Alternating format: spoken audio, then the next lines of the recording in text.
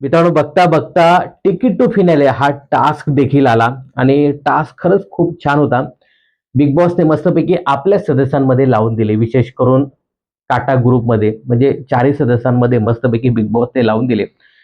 टोळी टीमला तसा काही फरक पडला नाही, कारण विशाल या टास्कमधनं बाहेर होता. अनुश्री एकटीच टोळी टीममधली होती. अनुश्री आणि राखीमध्ये थोडीशी तू-तू मस्तपैकी पाहायला मिळाली. तर या संपूर्ण टास्कबद्दल अगदी व्यवस्थित बोलूया.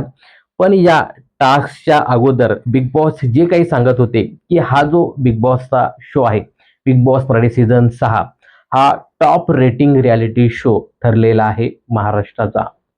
खरंच असं असेल तर मनःपूर्वक अभिनंदन बिग बॉसची टीम, कलर्स मराठी, इंडमॉल शाईन आणि सगळ्याच कंटेस्टंटला तुम्हाला सगळ्यांना शुभेच्छा. पण अजूनपर्यंत देखील कलर्स मराठीने बिग बॉस किंवा मग इतर त्यांच्या कुठल्याही मालिकांचा टी-आर-पी रिपोर्ट जाहीर केला नाही.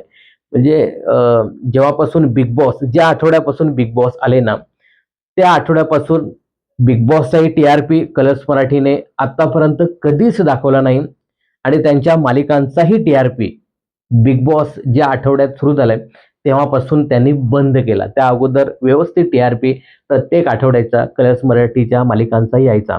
तर ही गोष्ट आहे ना, ही त्यांनी लपवून ठेवली आपल्यापासून.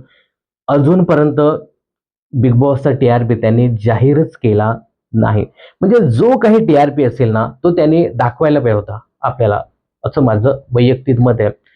गेल्या वेळी बघा तुम्ही, म्हणजे खरं सांगू का, मानो या ना मानो, पण या सीझन 6 पेक्षा तो 70 दिवसाचा जो सीझन होता ना, तो अफलातून होता. खरंच म्हणजे एक त्याने एक काय म्हणू आपण एक मार्क सेट केला होता.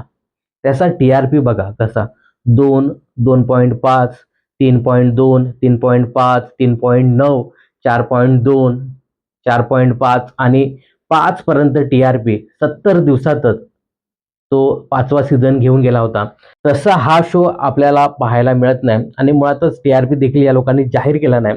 पण मला असं वाटतं, की नक्कीच त्या सीझनची आहे ना, चर्चा खूप झाली. तेवढी या सीझनची होताना दिसत नाही. रितेश भाऊ सांगत होते ना या सीझन बद्दल, की गल्लीत किंवा चहाच्या टपरीवरती सगळ्या ठिकाणी आपल्या या सीझन 6 ची चर्चा होते. तर तशी चर्चा होताना दिसत नाही जेवढी सीझन 5 ची व्हायची. तर एकंदरीत थोडासा टी-आर-पी नक्कीच कमी आहे.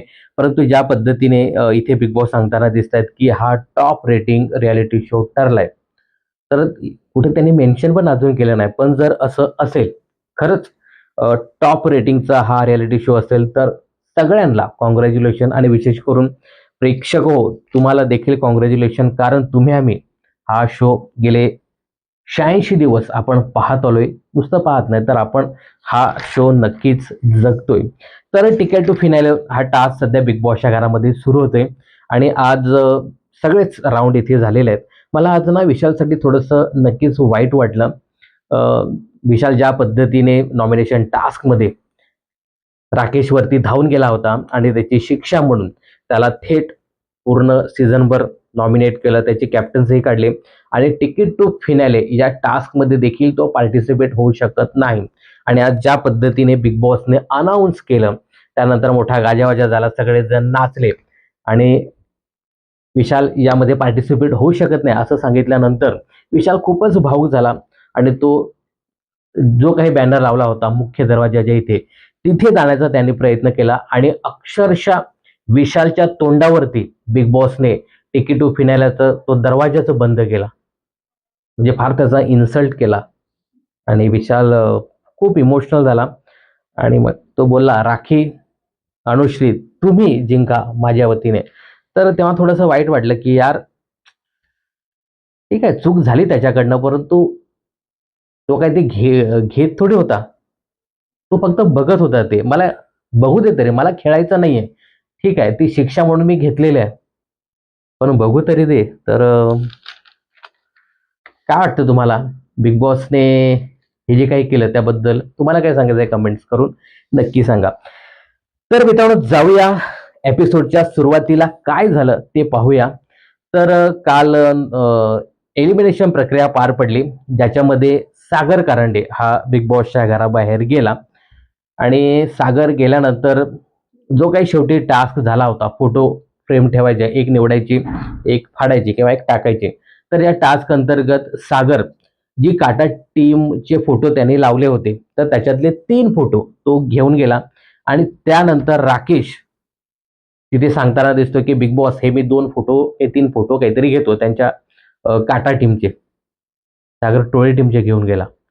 आणि हा आरबी आहे, तो त्यांच्या काटा टीमचे फोटो घेताना दिसतोय. त्यानंतर राखी सावंत, बिग बॉसच्या घरातील ड्रामा क्वीन, नक्कीच मी ड्रामा क्वीन असा उल्लेख करतोय. ही जी राखी आहे, ती राकेश आणि तिच्या लग्नाचा जो काही फोटो होता, बिग बॉसच्या घरातील लग्नाचा, तो असा डोळ्यासमोर ठेवून खूपच इमोशनल होते, रडायला लागते आणि सांगते की मी स्टुपिड आहे, अशा पद्धतीचा गेम खेळायला नको आणि याने देखील माझा वापर केलाय.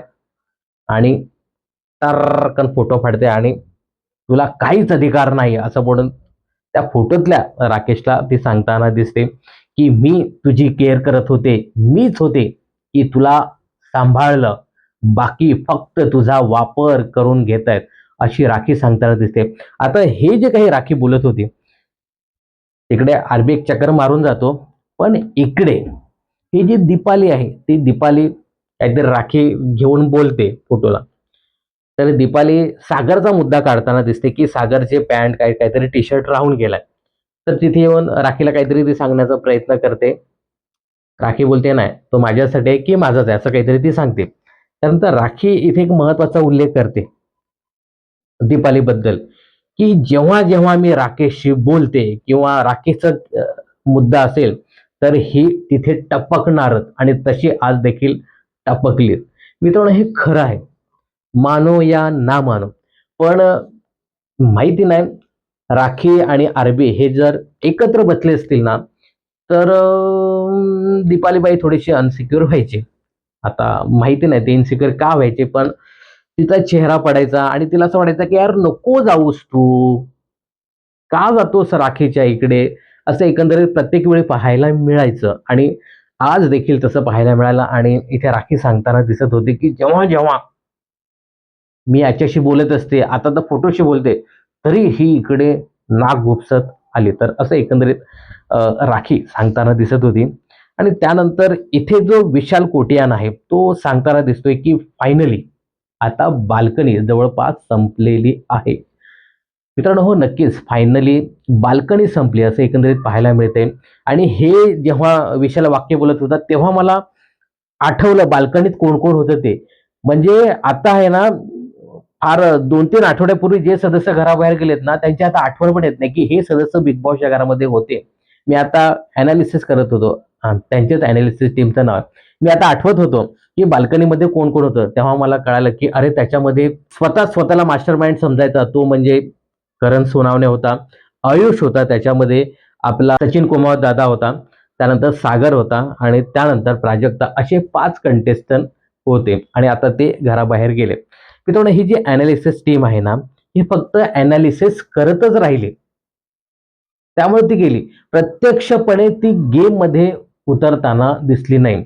आणि हा स्वयंघोषित मास्टर माइंड होता ना, तर मला असं वाटलं की हा तरी काहीतरी गेम खेळेल, पण तो फक्त अनालिसिस करतच राहिला, तर्क वितर्क करत राहिला, गेम मध्ये स्वतः उतरला नाही. आणि आणि मित्रांनो, ज्या पद्धतीने विशाल सांगत होता ना की बाल्कनी जवळपास सगळीच संपली, तर मित्रांनो हो, बाल्कनी जवळपास सगळीच संपली. आता अनुषा इथे सांगताना दिसते की टोळीमधले फक्त 2च मेंबर आहेत. मला मोठा शॉक बसला की टोळीतले 2 मेंबर कोण. मग तेव्हा ते सांगते की विशाल आणि अनुश्री. अनुश्री कधी टोळीत गेली? अनुश्री आहे ना, सिच्युएशन नुसार त्याचा गेम किंवा ग्रुप बदलते. जेव्हा वाटतं की नाही, मला आता इंडिव्हिज्युअल सांगायचं आहे, दाखवायचं आहे, खेळायचं आहे, मग मी इंडिव्हिज्युअल. जेव्हा असं वाटतं की नाही, आता मला ग्रुपची गरज आहे, म्हणजे आता टोळीचं नाव घ्यायचं, तेव्हा ती टोळी. म्हणजे अनुश्री आहे ना, गेम नुसार आपली वक्तव्य किंवा मग गेम नुसार सगळं काही ठरवताना बोलताना दिसते. तसंच इथे बोलताना दिसते की आता टोळीचे 2च मेंबर आहेत. आहे की नाही, तुम्ही कमेंट्स करून नक्की सांगा. आता एकंदरीत अनुषेचं हे जे काही बोलणं आहे ना, ते इकडे बघून तन्वी आणि रेवाबाई इथे बोलताना दिसतायत. तन्वी असं सांगते की हा हा आता अनुष्येचा ॲरोगन्स आपल्याला दिसून येतो, कशा पद्धतीने बोलते, काही पण बोलते, कसे बोलते, हिला काय बोलण्याचे मॅनर्स ना वगैरे असं काहीतरी ते सांगताना दिसते. यावरती रेवाबाई काय सांगते की बघ हा आता तिच्याशी जास्त बोलायला जाऊ नको, आता अशी सिच्युएशन आहे किंवा आता आपण फिनालेकडे चाललोय, तिच्याशी जास्त बोलून चालणार नाही, तिला जास्त फुटेज देऊन चालणार नाही, आपल्यातच बोलू, आपल्यातच फुटेज वाटून घेऊ. अरे वा बाई, इथे ज्ञान देताना दिसत आहेत फुटेज बद्दल. त्यानंतर मित्रांनो इथे राखीचा एक वेगळा गेम आपल्याला पाहायला मिळाला. एकंदरीत राखीने ठरवलंय की ज्या पद्धतीने आपण बोलतो, जे काही वागतो हे फार चुकीचं बिग बॉसच्या घराबाहेर जातं. यावरनं रितेश भाऊने आपल्याला चांगलं सुनावलंय. तर काहीतरी वेगळं करायला पाहिजे, जेणेकरून आपण वाईट दिसणार नाही, पण आपला गेम दिसेल. तर राखीचा हा जो काही प्लॅन आहे ना, तो जबरदस्त आहे. पण तो जास्त वर्क करताना आजच्या घडीला तरी दिसला नाही. तर याच्यामध्ये राखी सावंतने मस्तपैकी काटा ग्रुपमध्येच लावून देण्याचा प्रयत्न केला, काटा ग्रुप फोडण्याचा प्रयत्न केला, पण तेवढं यशस्वी होताना दिसत नाही. पहिल्यांदा इथे ती आरबीला घेताना दिसते की तू काय खेळतोस रे बिग बॉसच्या घरामध्ये, तुझा गेम झिरो आहे, तू फुस आहेस तू पण. आणि ती दीपाली, ती फुस आहे, तुमचा अजिबात बिग बॉसच्या घरामध्ये गेम नाही, तुमच्यामध्ये एकच खेळते ती म्हणजे तन्वी कोलते, तीच स्ट्रॉंग आहे, बाकी तुमचा अजिबात गेम नाही, तुमचा वैयक्तिक गेम देखील नाही, तन्वी खेळते म्हणून तुम्ही दिसता. तर एकंदरीत राकेशला डायरेक्टच त्याचा गेम इथे राखी सावंतने सांगण्याचा प्रयत्न केला. पण राकेश सांगतो की तू मला कितीही चढवून देण्याचा प्रयत्न कर, आमच्यामध्ये लावून देण्याचा प्रयत्न कर, पण मी आता तुझा गेम, तुझा खेळ, तुझं जे काही वागणं आहे ना ते मी चांगलं समजलोय, तू असं आमच्यामध्ये लावून देऊ शकत नाही. आणि जर असं असेल ना तर चांगलंच आहे की, तन्वी दिसत असेल चांगले तर चांगले, आमच्याकडेच ट्रॉफी येईल. आणि मी स्वतः असा प्रयत्न करतोय की आमची सगळीच्या सगळी लोक फिनालेमध्ये जाणार, मी प्रयत्न करतोय. राखी बोलते तू कोण आहेस, तू बिग बॉस आहेस, कोण आहेस तू. मी बोलतो आरबी आहे, राकेश बापट आहे. पण मला असं वाटतं की आमची सगळीच लोक जावीत आणि ट्रॉफी मला नाही मिळाली तरी चालेल, आम्ही सगळे वाटून घेऊ, असं आरबी, कदाचित आरबीला असं सांगायचं असेल. पण आरबी इथे सांगतो की तू आमच्यात आता फूट पाडू शकत नाही.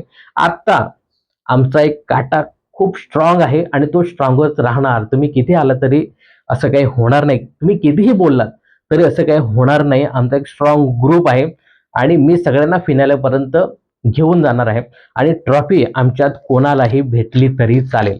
आता राखीने एकंदरीत बघितलं की या आरबीच्या इथे डोकं फोडून आपल्याला काही चालणार नाही, हा काय फुटणारा नाहीये, हा आमची टोळी स्ट्रॉंग आहे आणि तन्वीला ट्रॉफी दिली तरी चालेल असं एकंदरीत सांगताना दिसतोय.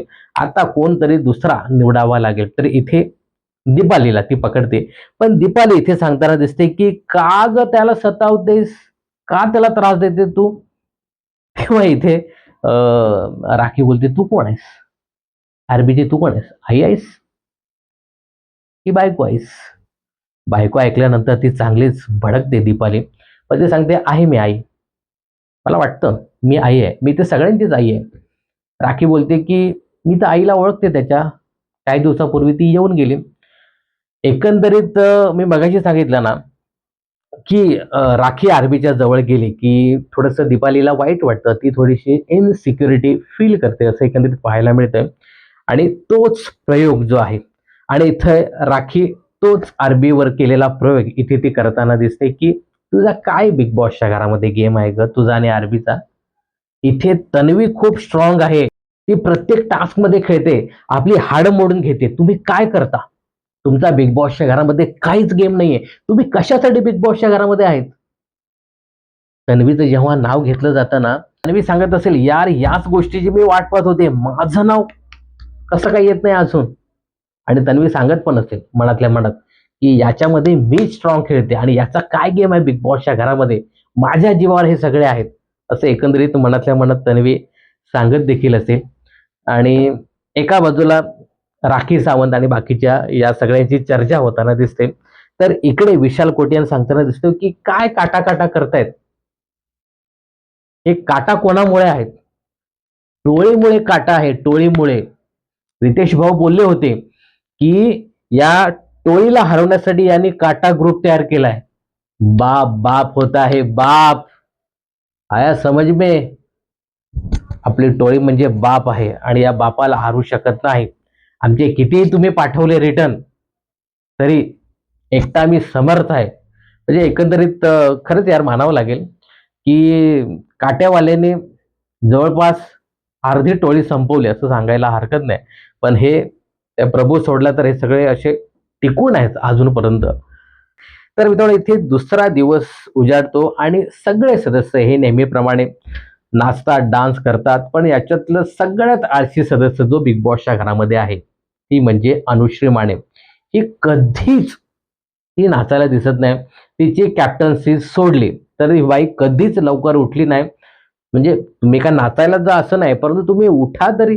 बिग बॉस एवढी बेल वाजवतात, गाणं लावतात. म्हणजे जो कॅप्टन तिला उठवायला जातो आणि मला असं वाटतं, की या होल सीझनमध्ये, या सीझनमध्ये नाही, तर हे जे काही बिग बॉस मराठीचे 6 सीझन झाले ना, त्याच्यामध्ये सगळ्यात आळशी कंटेस्टंट जी असेल ना, ती म्हणजे अनुश्री माने असं एकंदरीत पाहायला मिळते. म्हणजे प्रत्येक कॅप्टन तिला उठवायला जातो, की "बाई उठ, सकाळ झाली, चिखलू उठला, आता तुम्ही तरी उठा." असं एकंदरीत सांगताना सगळे दिसतायत. आता मगाशी सांगितल्याप्रमाणे, की इथे राखीने ठरवलेलं आहे, की आपल्याला काटा फोडायचाच आहे. राकेशवरती प्रयोग करून बघितला, दीपालीवरती प्रयोग करून बघितला, परंतु हे सक्सेस होताना दिसत नाही. त्यामुळे आता तन्वीची पाळी आहे. तन्वीला थोडंसं आपण धारेवरती धरूया किंवा थोडासा तिचा गेम एक्सपोज करण्याचा प्रयत्न करूया. तर इथे राखी सांगताना दिसते, की तन्वी ही फुस प्लेयर आहे. ही फक्त भांडणं शोधते. कुठं भांडण आहे, कुठं भांडण आहे, तिथे मी जाते, आपले मुद्दे मांडते आणि तुम्ही कसे खोटे आहात, हे सगळ्या जगाला सांगते. असा हा तन्वीचा गेम आहे. पण बाईला भांडणच सापडत नाही. घरामध्ये भांडणच होत नाही ना. मग करणार का बाई? तिचा काय गेम दाखवणार? एकंदरीत मित्रांनो जवळपास बरोबरच राखी बोलताना दिसते. जिथे भांडण असेल ना, तिथे तन्वी जातेच आणि आपले काही मुद्दे ठामपणे मांडण्याचा प्रयत्न करते, की तुम्ही कसे चुकलात, कुठे चुकलात, हे सांगताना एकंदरीत दिसते. तन्वी इथे सांगताना दिसते, की "बाई, मी प्रत्येक मुद्द्यामध्ये घुसत नाही. जिथे योग्य वाटतं तिथेच मी जाते." आणि इथे राखी सांगताना दिसते, की "तू आहे ना, या सीझनची सगळ्यात बेकार कंटेस्टंट आहे. तू मुर्दा आहेस, तू मेलेली आहेस." म्हणजे एकंदरीत उकसवण्याचा प्रयत्न इथे राखीचा होताना दिसत होता. आता इथे हाही मुद्दा राखी काढताना दिसते, की तू तशी राहिलेली नाहीयेस बिग बॉसच्या घरामध्ये. ज्या पद्धतीने तू विशालवरती चाल करून जायचीस, तशी तन्वी आता पाहायलाच मिळत नाहीये. तू एकदम सॉफ्ट झालेली आहेस. तू मेलेली आहेस. तू काय मुर्दा झालेली आहेस. तुझी आता अवकातच नाही. बापरे! म्हणजे बरेच शब्द तिने वापरून बघितले राखीने, की "तू मुर्दा, मेलेली आहेस." परंतु हिच्याकडनं काय रिप्लाय येत नाहीये. प्रेमानेच बोलताना दिसते, "माझे गाल किती लाल झालेत," अमुक-तमुक असंच बोलताना दिसत होती. मग आता अवकात काढूया. अवकातीवर हे काही रिॲक्ट होते का? तर थोडीशी रिॲक्शन इथे तन्वीची येताना दिसते, की "तू माझ्या अवकातीवरती जाऊ नकोस. मी डिग्निटी मेंटेन करते. नाहीतर मी तुझी देखील अवकात किंवा लायकी थोडीशी दाखवून दिली असते." पण तन्वी इथे स्पष्टपणे सांगताना दिसते, की "माझी अवकात काढू नकोस. मी या बिग बॉस मराठी सीझन 6 ची विजेती आहे. मीच ट्रॉफी उंचवणार आणि मी इतिहास लिहिणार." तो इतिहास काय? की 5 सीझन नंतर पुढची महिला विजेती होणार आहे ती म्हणजे तन्वी कोलते. लक्षात ठेव. पहिल्या सीझनला विजेती झाली होती. त्यानंतर आता थेट 6व्या सीझनला एक महिला विजेती होणार आणि तिचं नाव आहे तन्वी कोलते. सबको खोलते. तन्वी कोलतेच विजेती होणार. आता इथे स्पष्टपणे ती सांगताना दिसते. त्यानंतर राखी बोलते, की "बघू कोण विजेती होते." आता तन्वी मी विजेते होणार असं सांगताना दिसते. विशाल कोटियान मग शांत राहणार आहे का? विशाल बोलते की यार ये तो फुटेज लेके जा रहे हैं, अपन को कुछ ना कुछ करना पडेगा. पण विशाल इथे इमोशनल होतो आणि सांगताना दिसतोय की यार ज्या ज्या लोकांना मी जीव लावला ते सगळेच लोक घराबाहेर गेले. रोशन दादा त्याला जीव लावला. प्राजक्ता, आता सागर कारंडे सगळेच घराबाहेर चालले. आता जीव लावून चालणार नाही. मला खूप लोक इथे बोललेत. मला खूप लोकांनी हेट केलंय. पण मी बरंच बिग बॉससाठी दिलंय. असं एकंदरीत तो खूप इमोशनल होऊन बोलताना दिसत होता. मगाशी मी सांगितलं ना, की तन्वी बोलताना दिसते, फुटेज घेताना दिसते. आपल्याला देखील काहीतरी बोलावं लागेल. तर असं एकंदरीत इमोशनल तो इथे होताना दिसला. आणि त्यानंतर राखीची नौटंकी आज आपल्याला इथे पाहायला मिळाली. ती म्हणजे काय, मोनालिका ती आज बनली होती. तर ते राखीचं एक वेगळं रूप देखील पाहायला मिळालं. तर मित्रांनो, आता आपण जाऊया तिकीट टू फिनाले टास्क अंतर्गत, जिथे बिग बॉस सांगतात की हा जो सीझन आहे तो तुम्हाला कसा वाटला, तो हिट वाटला, फ्लॉप वाटला, कसा वाटला.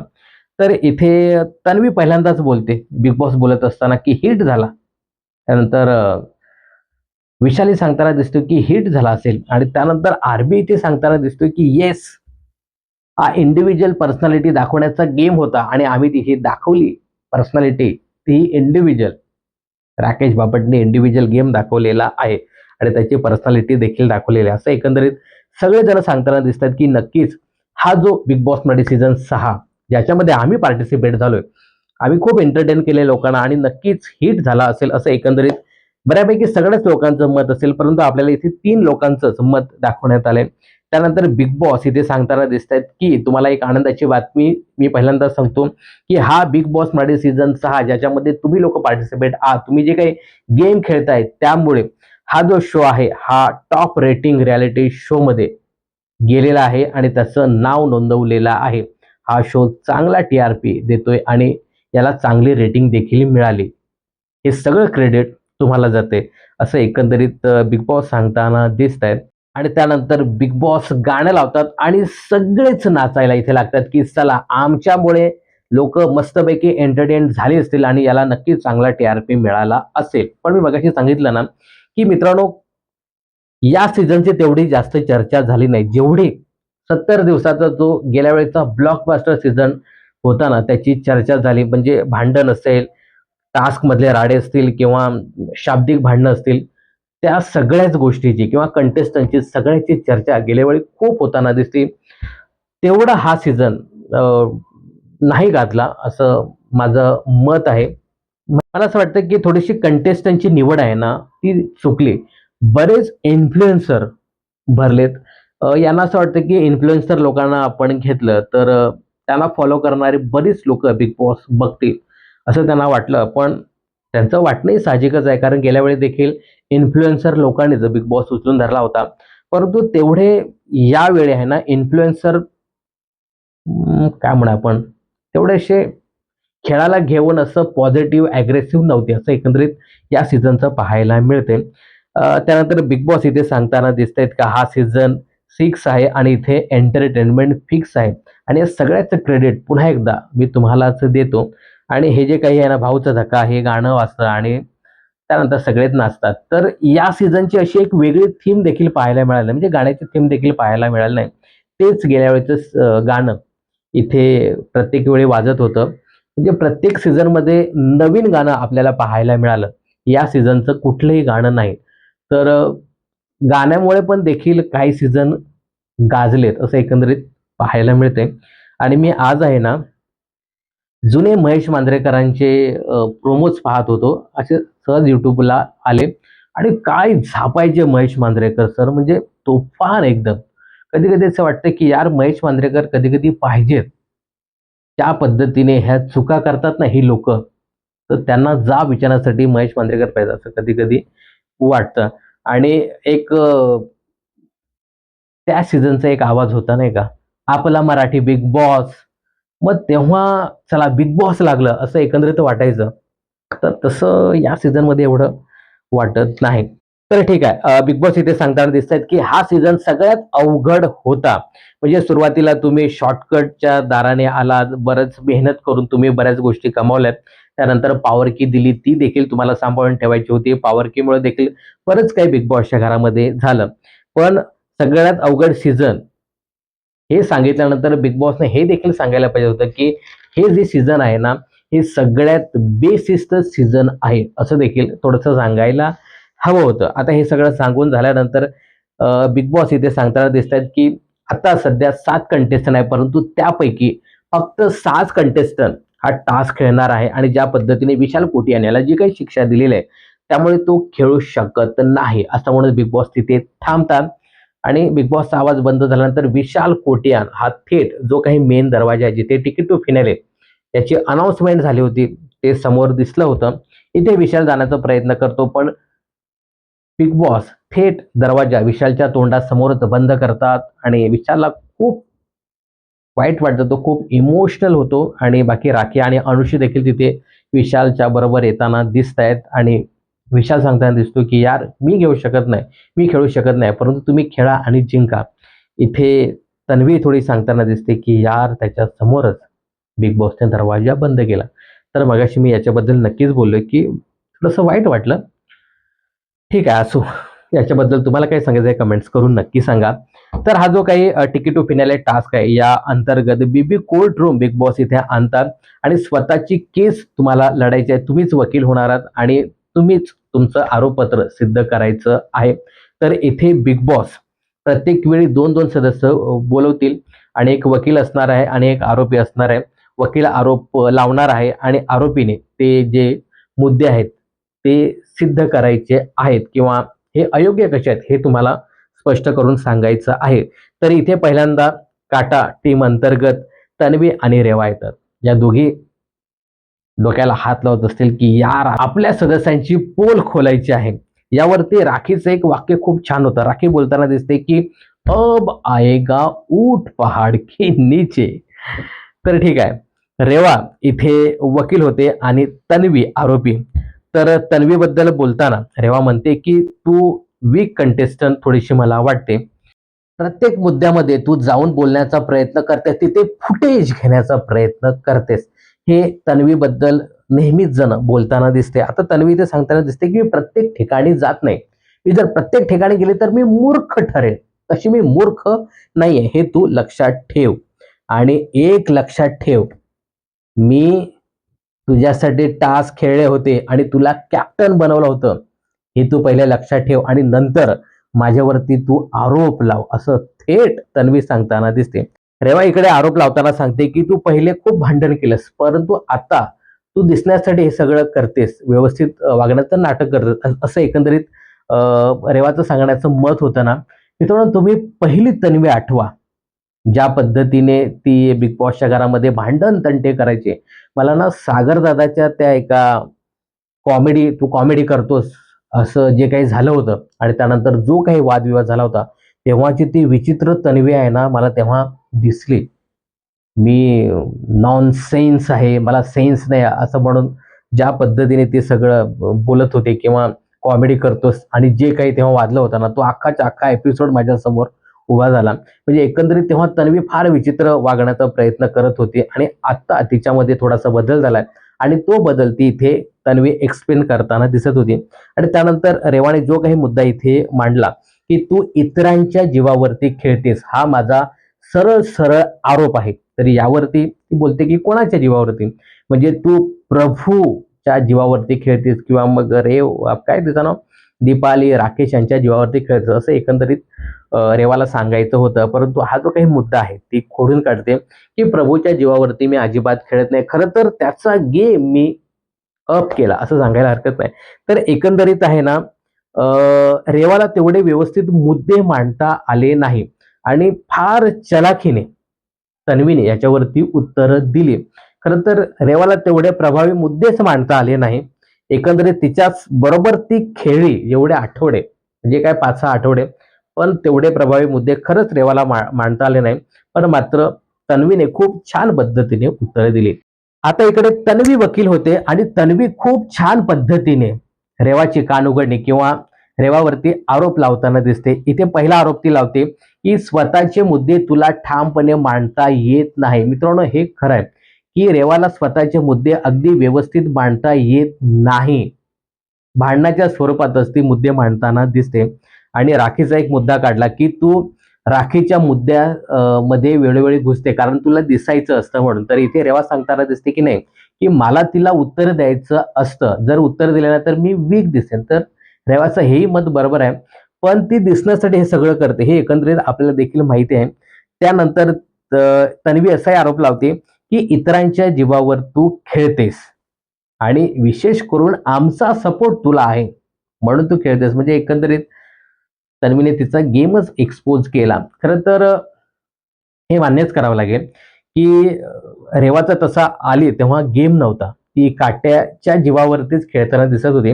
आणि तन्वीने हा देखील आरोप केला की तू डबल ढोलकीचा गेम खेळतेस. तू वाईल्ड कार्ड म्हणून आली होती बिग बॉसच्या घरामध्ये.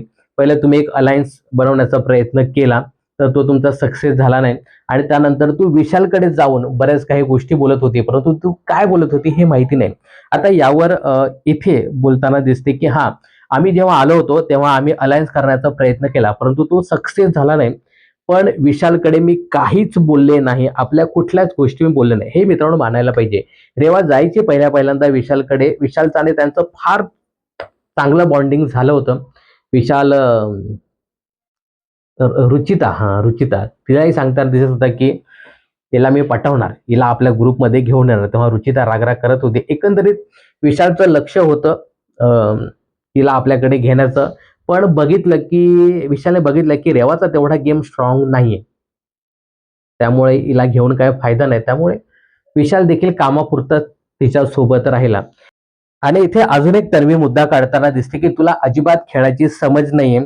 आरबी सोबत तू लव अँगल काय करते दिसण्यासाठी तू हे सगळं चाव चाव चाव करताना दिसते. आणि नॉमिनेशन मध्ये तुला व्यवस्थित मुद्देही मांडता येत नाही, किंवा निकषाला धरून तू काही बोलत नाही, काहीतरी पर्सनल मुद्दे काढताना दिसते. तर या गोष्टी आहे ना, तन्वीने अगदी योग्य सांगितलं.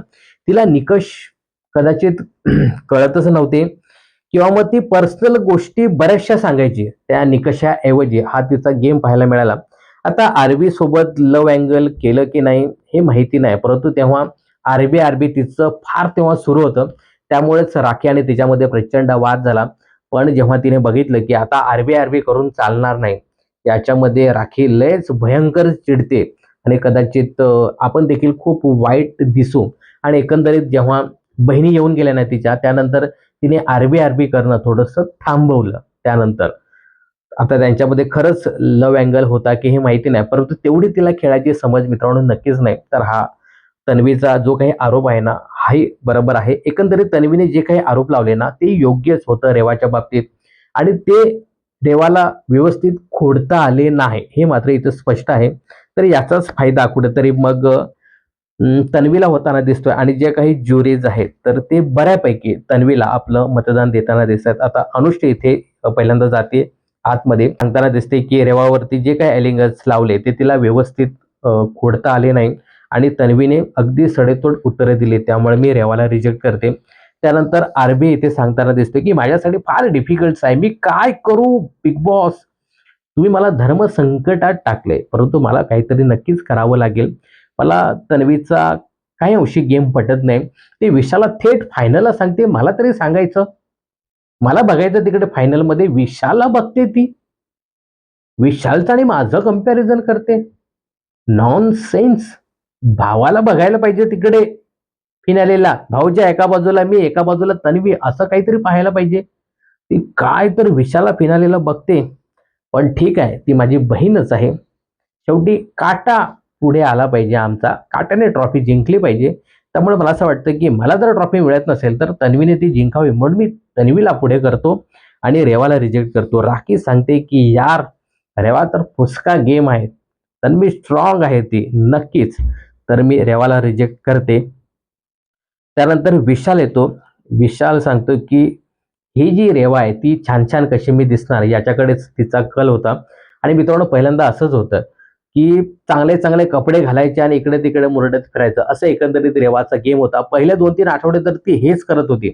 आत्ता ती कुठे थोडासा गेम खेळायला लागली. राखी आली म्हणून, म्हणजे राखी तिच्याशी भांडायला लागली म्हणून ती दिसली तरी, नाहीतर राखी नसती ना तर रेवा अजिबात दिसली नसती, हे देखील मान्य करायला पाहिजे. पण पोरगी टास्क एकदम भारी खेळताना दिसत होती. तर विशाल इथे सांगताना दिसतो की यांच्यामध्ये अजिबात कंपॅरिझन नाही, 19-20चा देखील असा फरक नाहीये. तन्वी कुठे आणि रेवा कुठे, मला नक्कीच स्ट्रॉंग कंटेस्टंट हा पुढे जायला पाहायला नक्कीच आवडेल. आणि त्याने जरी ट्रॉफी जिंकली तरी चालेल, म्हणजे हे तन्वीच्या बाबत त्याचं मत होतं. रेवाला रिजेक्ट केलं जातं आणि इकडे थेट तो मत देतो तो म्हणजे तन्वीला. इथे दीपाली थेट सांगते की मला रेवा वीक वाटते आणि तन्वी स्ट्रॉंग वाटते, माझं मत तन्वीला. आणि इथे रेवा रिजेक्ट होते. आणि एकंदरीत फुल मार्क्स घेऊन इकडे तन्वी कोलते ही उमेदवार होते. आणि त्यानंतर बिग बॉस इथे लावतात ते म्हणजे आरबी आणि दीपाली यांच्यामध्ये. तर इकडे आरबी हा आरोपी होतो आणि दीपाली ही वकील होते. तर इथे काही मुद्दे दीपालीने मांडलेले आहेत, जसं की तुला खेळाचं गांभीर्य नाही, आणि हे सांगत असताना तू मध्येच खेळ काय सोडतोस, मध्येच टास्क रद्द काय करतोस, तू सोडून काय जातोस, मला थांबायचंच नाही, घरी जायचं ना, असं काहीतरी सांगताना ती दिसते. आणि हे खोडून काढण्याचा आरबी प्रयत्न करताना दिसत होता. पण मला असं वाटतं की आरबीला एकंदरीत या टास्कमध्ये देखील खेळाची समज नाहीये, असं एकंदरीत पाहायला मिळतंय. आता बिग बॉसने सांगितलं होतं की जोपर्यंत बजर वाजत नाही तोपर्यंत तुमचं तुम्ही चालू ठेवायचं. इथे 3 मुद्दे आरबीचे झाले आणि बोलतो ठीक आहे, आता माझं झालं.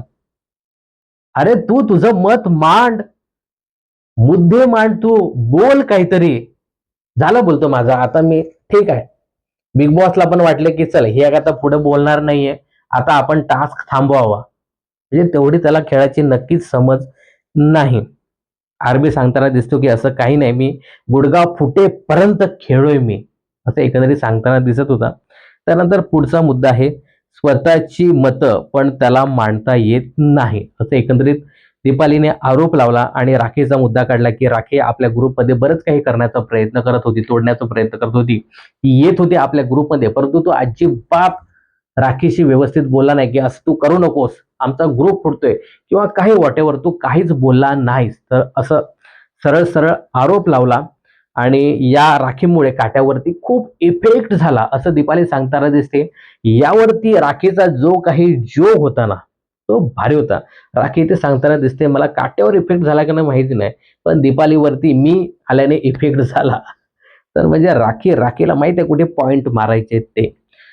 अ, तर इथे देखील आरबी सांगताना दिसत होता की असं काही नाही, काही इफेक्ट वगैरे झाला नाही, असं काहीतरी सांगण्याचा प्रयत्न करत होता. शेवटचा आरोप इथे ती लावते की इतरांच्या जीवावरती खेळतोस. आणि इथे मित्रांनो पहिल्यांदा फार जुन्या जुन्या कंटेस्टंटची नावं समोर आली. इथे दीपाली सांगताना दिसते की तू ओमकारच्या जीवावर खेळत होतास, तू काय दिव्याच्या जीवावर खेळत होतास. मित्रांनो, दिव्या गेल्यानंतर कोणाच्याच तोंडातनं दिव्याचं नाव सुद्धा आलं नव्हतं. इथे पहिल्यांदा मनात जे काही सगळं होतं ना दीपालीच्या, ते ओठावर आलं आणि ओठातनं बाहेर पडलं. तर एकंदरीत तो त्यांच्या जीवावरती खेळत नव्हता. त्यांचा गेमच तेवढा नव्हता, असं एकंदरीत आरबी सांगत होता. आणि ते मला देखील असं पटलेलं आहे. पण दीपालीच्या मनात जे काही होतं ना, जी भडास होती त्यावेळची, दीपालीचा आणि दिव्याचा तेव्हा वाजलं होतं ना, ती भडास इथे ती काढताना दिसते. त्यानंतर आरबी इथे दीपालीबद्दल सांगताना दिसतोय की खेळाची समज तुला अजिबात नाही, नॉमिनेशन मध्ये तू निकष समजून घेत नाही आणि तुझं पर्सनल काढते. मित्रांनो, हे 1 नंबर बरोबर आहे. अजिबात दीपालीला तेवढी समज नाही, विशेष करून नॉमिनेशन मध्ये निकष तिला समजून घ्यायचे नाहीत किंवा तिला समजतच नाही. आपले पर्सनल ग्रजेस, पर्सनल मुद्दे काढताना ती दिसते. तर आरबी तू इथे 1 नंबर बोललास. त्यानंतर स्वतःची जी मतं आहेत ती ठामपणे मांडता येत नाही, हे देखील आहे.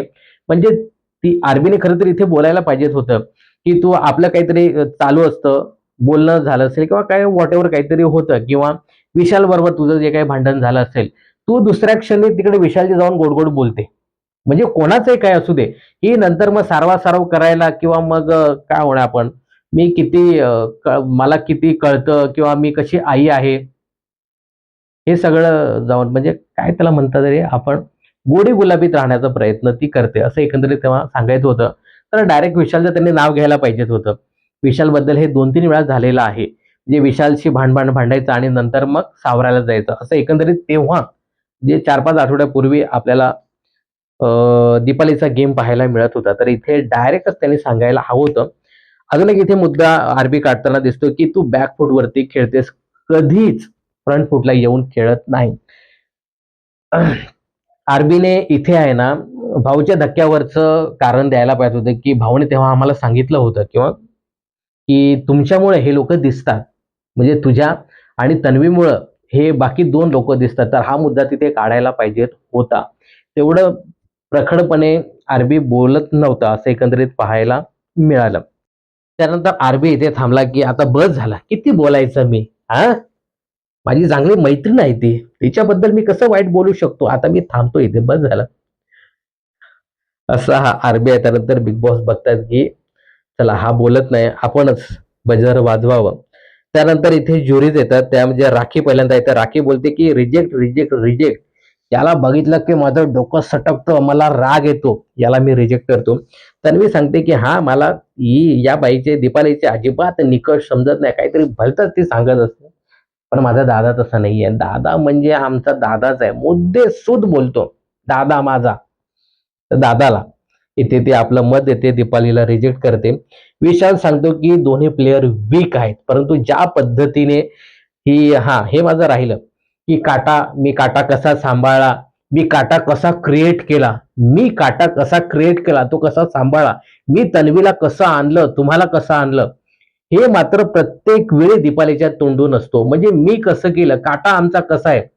स्वतःचा इंडिव्हिज्युअल गेम ती अजिबात सांगताना दिसत नव्हती. पूर्ण या तिच्या बोलण्यामध्ये मी काटा कसा सांभाळला आणि मीच कसं स्वतःचा गेम ती अजिबात सांगत नव्हती. तर विशालने तेच पकडलं, की बाईचा इंडिव्हिज्युअल गेम नाहीये. एकंदरीत वाटलं होतं, की राकेशवरती तो मोहर लावेल, परंतु बरोबर तिने दीपालीवरती मोहर लावली. तेव्हा इथे आरबीला बाद करून साहजिकच दीपाली, कारण दीपालीच्या पावलावरती पाऊल ठेवून ही खेळताना दिसते. त्यामुळे ती आरबीला बाद करते. अनुश्री दीपालीला बाद करते आणि राकेश अगदी 3-2च्या फरकाने विजयी होतो. त्यानंतर सगळ्यात भारी होतं ते म्हणजे राखी आणि अनुश्रीमध्ये भारी वाद पाहायला मिळाले.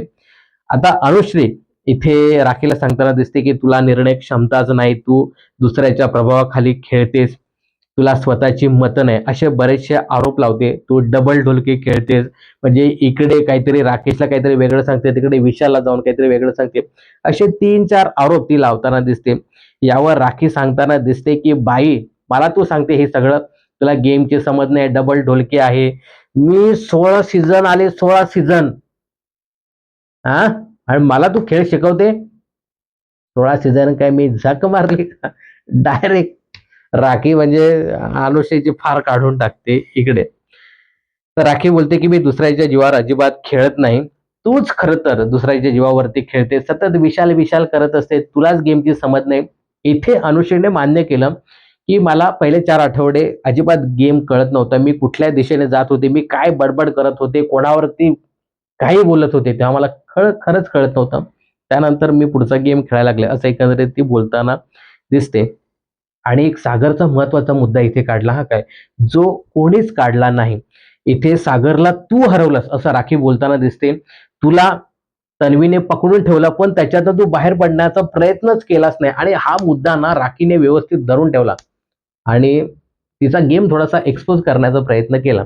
कदाचित हां, तिने तो प्रयत्नही ती करताना दिसली नाही आणि राखी ते सांगताना दिसते, की "तू गेमच्या बाबत अजिबात काय गंभीर नाहीस. तू सांगतेस मला भांडी घासता येत नाही, पण स्वतःचं भांडं अगदी व्यवस्थित घासतेस. पण बाकी सांगते, की मला घासता येत नाही." तर ही बाई बोलते, की माझा तो गेम असू शकतो. अ, काय सांगायचं अनुश्री बाईला. आणि राखी बोलते, "तूच डबल ढोलकीचा गेम खेळताना दिसतेस. इकडे काट्याकडे वेगळं बोलायचं, टोळीकडे वेगळं बोलायचं." असं एकंदरीत ती सांगताना दिसते. पण राखीने ना बऱ्यापैकी मुद्दे इथे मांडलेले आहेत आणि या बाईचे, अनुश्रीचे मुद्दे खूप छान खोडून काढलेत. एकंदरीत अनुश्रीचा गेम एक्सपोज करण्याचा तिने व्यवस्थित प्रयत्न केला, की तू खोटं-खोटं वागण्याचा प्रयत्न करतेस. त्यानंतर काय, भांडी सतत सांगते, की मला घासता येत नाही, परंतु स्वतःची भांडी अगदी व्यवस्थित घालतेस आणि तू खूप आळशी आहेस आणि मी मगाशी सांगितलं ही फार आळशी आहे. आता एकंदरीत असं दिसतंय, की 50-50 चे चान्स आहेत इकडे. हे जे ज्युरी आहेत, ते माहिती नाही. मला असं वाटतं, की राखीला हे लोकं पुढे पाठवणार नाही.